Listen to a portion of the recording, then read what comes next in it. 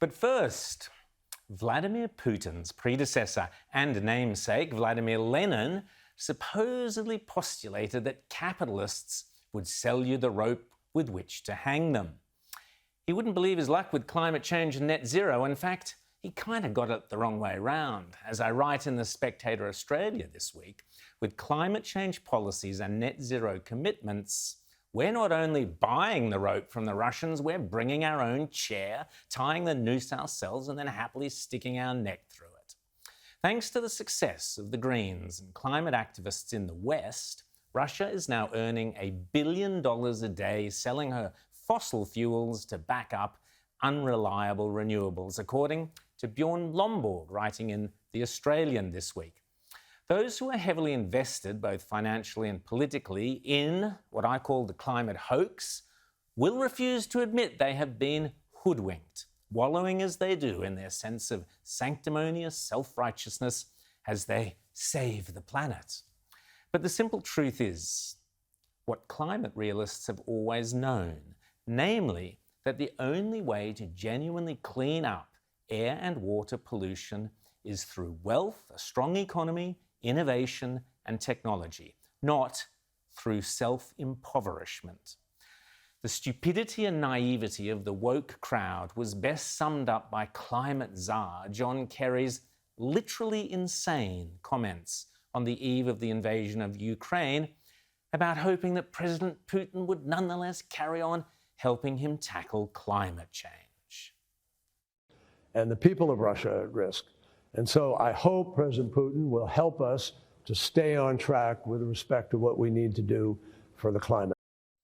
As the ever-perceptive David Flint writes in this week's Spectator Australia cover story entitled Weapons of Self-Destruction, Putin's criminal aggression demonstrates that all net zero emissions can ever achieve is to advance the interests of the Beijing-Moscow-Tehran Axis.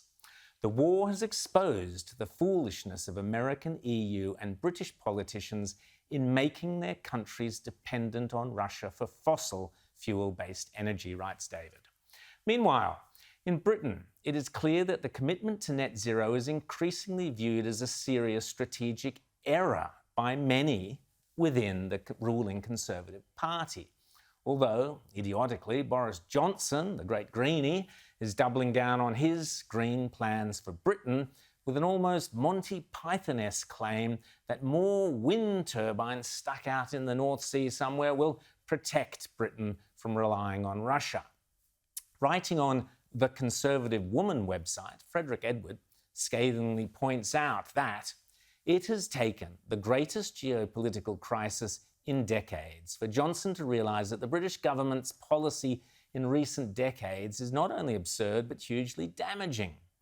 He goes on to write, already industry is being asked to ration its energy use. The British public are having to stomach eye-watering fuel prices across the board, with much of their end cost consisting of subsidies for those green pipe dreams.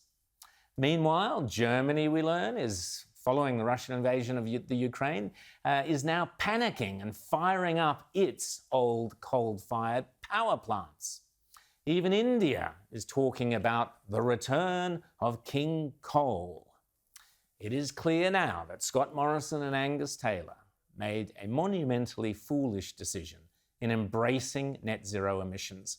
History will likely view Glasgow's COP26 climate conference not as the beginning of the path to global net zero, but the last hurrah. The dream, to quote John Lennon, is over. Scott Morrison must recognise, as he did at the excellent pub test he did with Sky's Paul Murray and Gosford this week, that coal is here to stay. Vladimir Putin has made sure of that. And the short answer to the question is yes, when it comes to our fossil fuel industry, and particularly coal, because it will be around for decades to come. We know that's the case. In fact, demand is going to increase between now and 2030. This is coal. Don't be afraid. Don't be scared. The Treasurer knows the rule on crops. It's coal. It was dug up by men and women who work and live in the electorates of those who sit opposite. Scott Morrison was 100% right back then. In my opinion, he was 100% wrong in Glasgow. But a smart leader should know when to admit mistakes and should know when to change direction. Scott Morrison should seize this moment to reverse the commitment to net zero as an urgent matter of national security. Unfortunately, we will never build up the industrial strength we need, and the coalition say they are committed to maintain our independence without cheap, reliable energy. Take your pick: coal, gas, or nuclear. The viper in the nest, however, remains those so-called modern liberals who would happily see this nation castrate itself on the altar of climate change, renewables, and the fantasy of green hydrogen.